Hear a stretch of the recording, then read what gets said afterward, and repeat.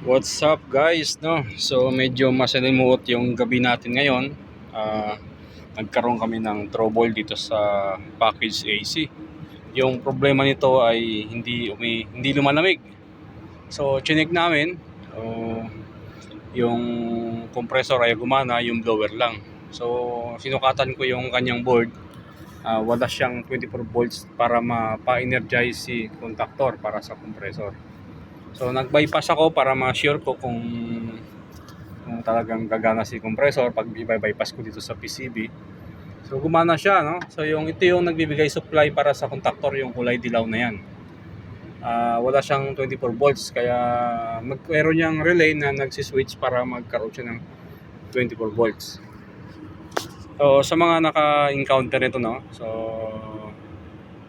kung ano yung opinion nyo, sige, baka makatulong sa atin dito.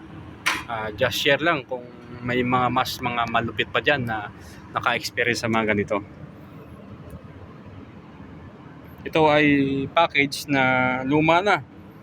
Ito ay drain. Ayan. So medyo hindi tayo makakatulog ngayon. Siguro kung baka husgahan ko na to yung board.